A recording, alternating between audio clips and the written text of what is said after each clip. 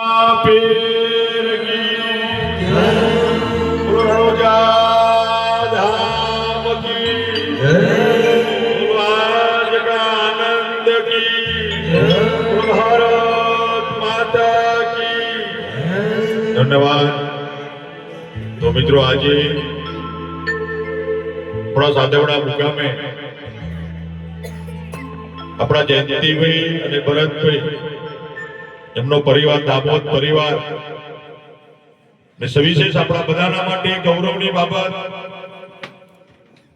જેને દેશ માટે રાષ્ટ્ર માટે દેશની શાંતિ સુરક્ષા અને સલામતી માટે આપણા મિત્રો અગ્નિવીર આપણી વિધાનસભાના આપણા નવજવાન યુવાનો અગ્નિવીરમાં મિત્રો ભરતી થયા અને ટ્રેનિંગ કરીને પોતાના માદરે વતન મિત્રો પધાર્યા એવા આપણા ભાવેશભાઈ જયંતિભાઈ દામોદ અને આપણા કિરીટભાઈ દામોદ મોવાસાથી એ બંને ઉપસ્થિત છે।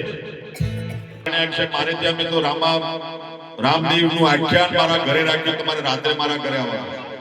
જયંતિભાઈ અને ભરતભાઈ ગોપી રામા મંડળ મલિકપુર લુણાવાડા આપણી પૂરી ટીમ એમને પણ ઢેર સારી શુભકામના પાઠવું છું ને કિરીટભાઈ દામોદ અને સાથે આપણા ભાવેશભાઈ દામોદ બંને આપણા નવજવાન દેશ સેવામાં મિત્રો 27 તારીખે આપણા માદરે વતન પોતાની જન્મભૂમિથી પ્રસ્થાન કરવાના છે દેશની સેવામાં।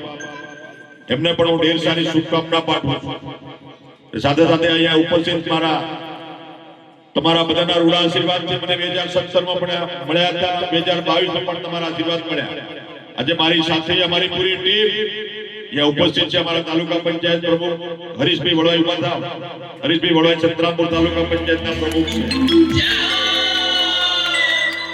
અંબાલાલ પટેલ બાવન પાટીદાર સમાજના મંત્રી એ પણ ઉપસ્થિત છે। અમારા સચિનભાઈ શાહ બાંધકામ સમિતિના ચેરમેન જિલ્લા પંચાયત મહીસાગર,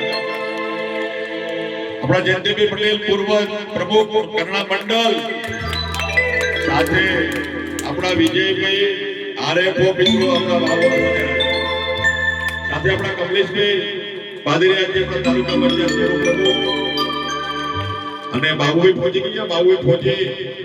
બાબુભાઈ ફોજી રિટાયર થઈ ગયા, નોકરી કરી ગઈ, એમના મને મળ્યા હતા। બાબુભાઈ તમે મોટમાં રિટાયર થઈ ગયા અને પાછા આપણા ગામના વડીલો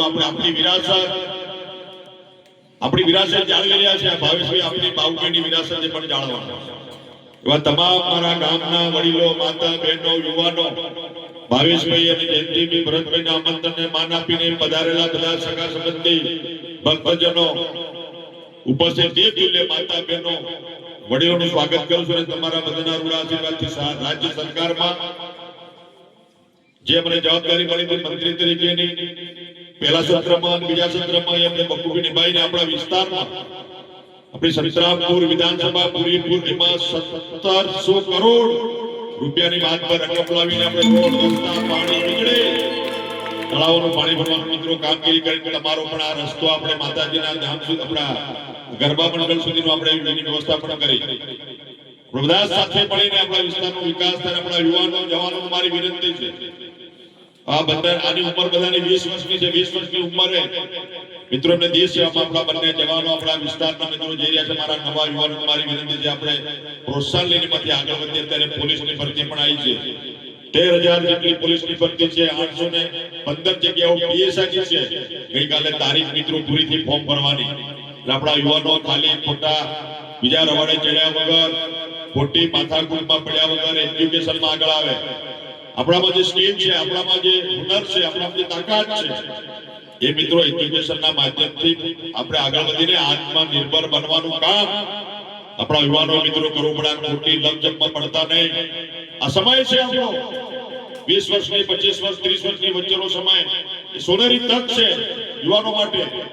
એવા સમય આપણે શિક્ષણમાં મિત્રો પરિશ્રમ કરીને, મહેનત કરીને, પર્સન્ટેજ લાવીને જે કઈ રોજગારી મળે એમાં મિત્રો આપણે આગળ વધવાની